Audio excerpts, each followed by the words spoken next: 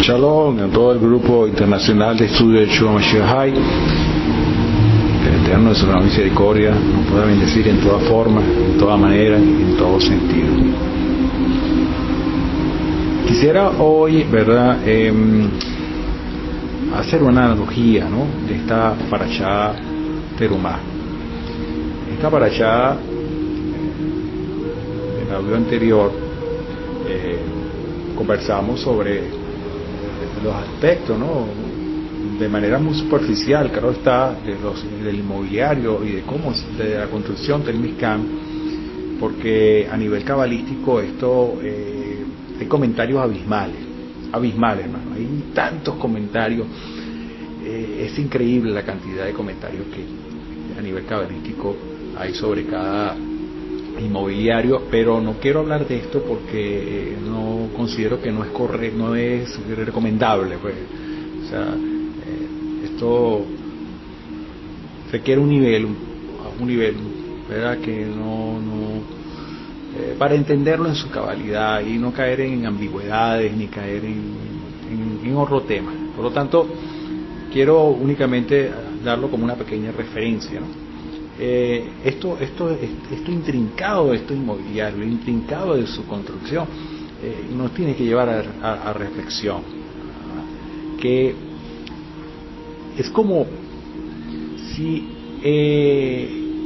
era necesario realizar todo esto para que la presencia divina estuviera en medio nuestro, y había un esfuerzo allí, había una determinación. Vamos a llevar esto a la emuná, el concepto correcto de lo que es la emuná, que se traduce en obras visibles. Y este mismo concepto de emuná que tuvieron los hijos de Israel para construir esto, no solamente con temor, sino con alegría, porque vemos sus donaciones allí, que Moshe tuvo que hasta detener y decir, bueno, ya basta, porque ya era demasiado lo que otorgaron, ¿no? La gente ofreció lo más preciado, lo que tenía más preciado para ellos, para que esto se hiciese. De hecho, las mujeres otorgaron los espejos de bronce para que se realizara también una obra. O sea, era algo muy, muy preciado. Por lo tanto, el corazón de Israel estuvo allí en esta obra.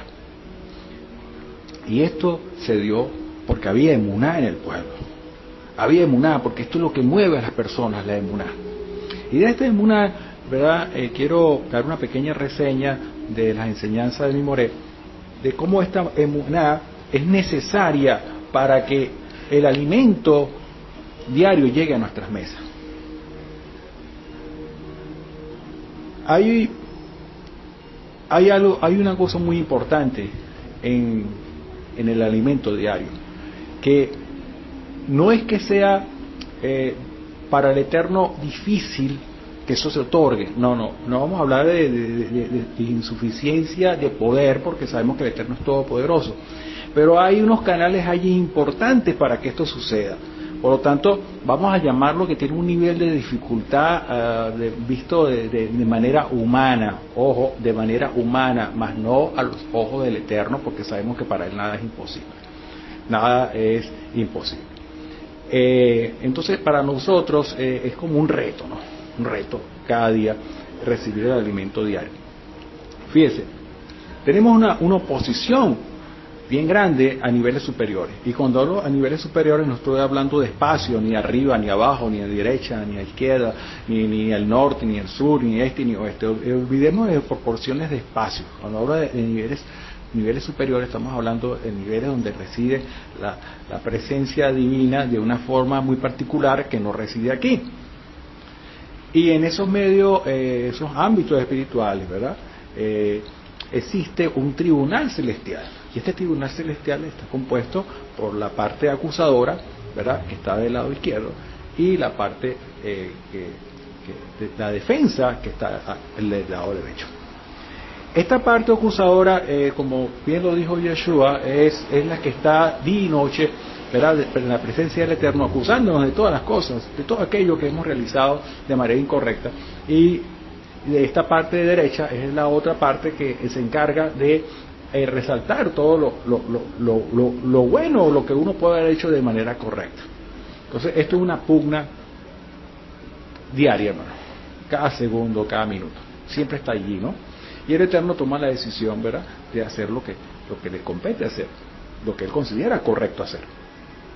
Y en este tipo de situaciones se debate el si es necesario o si es importante que el tal o cual persona sea alimentada, si ha generado los méritos necesarios para que esa persona sea alimentada, porque el alimento es visto por nuestros sabios, es uno de los aspectos más importantes y que requiere más más emuná para que pueda ser recibido en nuestra mesa. Si lo vamos al medio físico, ¿verdad? Podemos ver que nuestro alimento comienza con nuestra estrella, que es el sol. Ahí en el sol se da una serie de cambios físicos, ya sea por fusión, presiones, tenemos una fuerza que empuja y tenemos otra fuerza que repele. Entonces, tenemos ahí dos fuerzas en oposición, una que se contrae y otra que repele. Y este tipo de contracción, presiones, y no vamos a hablar en términos científicos de esto para no ahondar en detalles que todos ya más o menos conocemos, ¿no? Y los que quieran profundizar en esto, bueno, pueden entonces entrar en la web y ver lo intrincado que estos fotones de luz salgan de esa estrella. Esos fotones o luz, se conoce, vamos a hablar luz, sencillamente esta luz, esta energía, ¿verdad?, tiene que pasar, ¿verdad?, una distancia debido a su velocidad, que ya todos lo conocemos, ¿no? Y además de esto, no solamente esa luz puede entrar directamente a la Tierra, sino que pasa por un filtro que es la atmósfera, donde ciertos rayos que no son totalmente destructivos son allí filtrados para que entre únicamente la luz que necesitamos, tanto nosotros como, por supuesto, las plantas, que son las que reciben esta luz, y por medio de un mecanismo que todos conocemos, que es fotosíntesis, se da un cambio allí, se lleva a una química, ¿no?, a esta luz, esta energía que se recibe.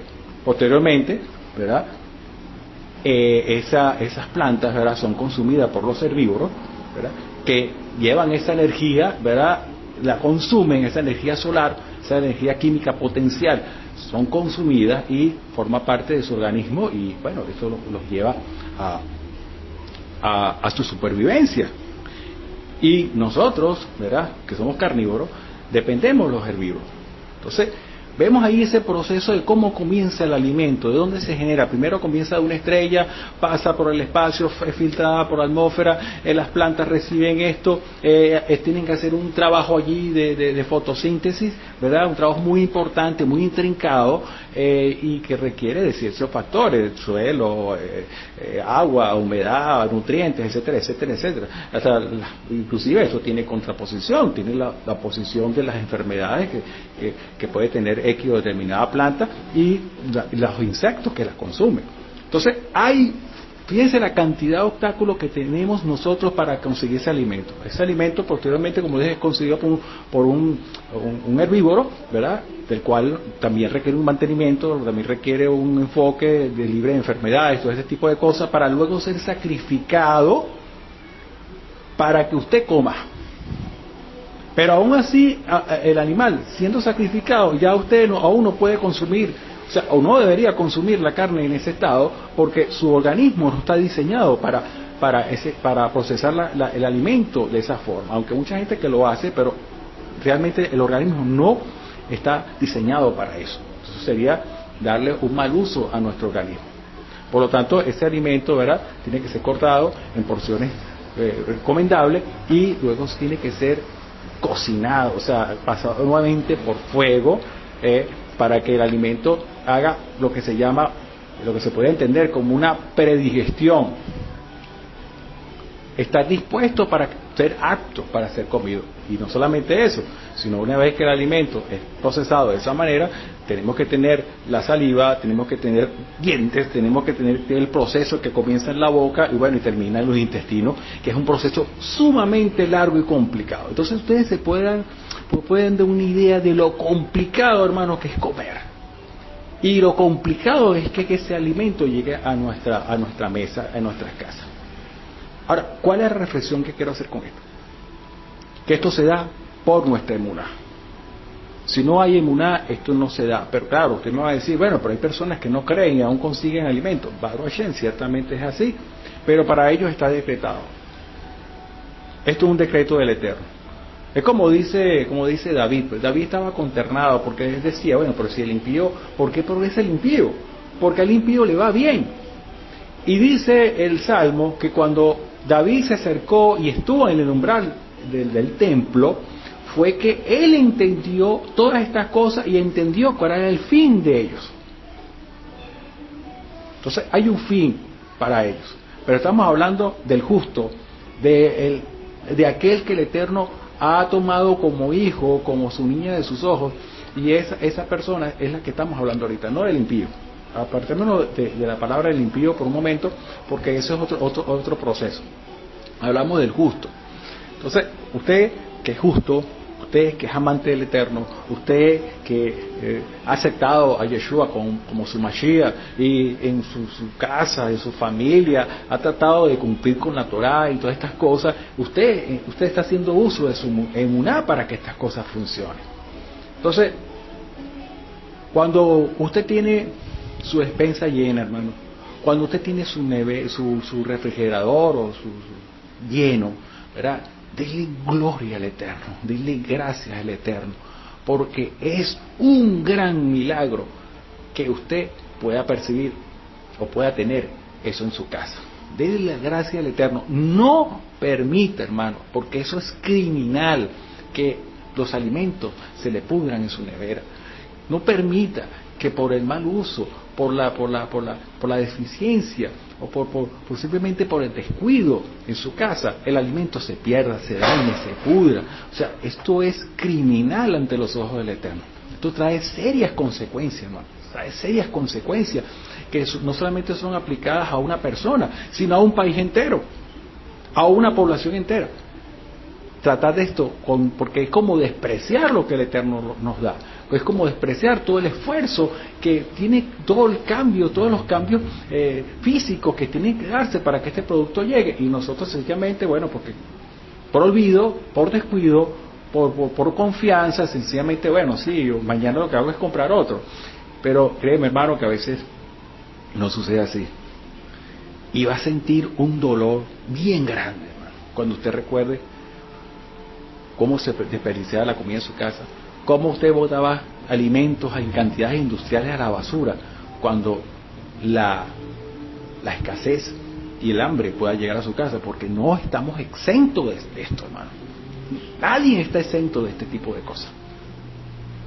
Entonces, es mi reflexión de hoy, que miremos de otra forma el pan que nos da el Eterno cada día, el cual dice Yeshua, danos nuestro pan de cada día, y lo mete en la oración, como diciendo, como recordando al Eterno, por favor, Eterno, acuérdate siempre de esto, porque yo sé que hay un proceso bastante difícil de que se logre, por lo tanto yo te imploro para que se dé. Y esto, hermano, se logra únicamente con emuná. Bueno, hermano, esta es mi reflexión de hoy, hablando de la parashá Terumá, y que el Eterno les siga dando bendiciones a todos ustedes. Shalom.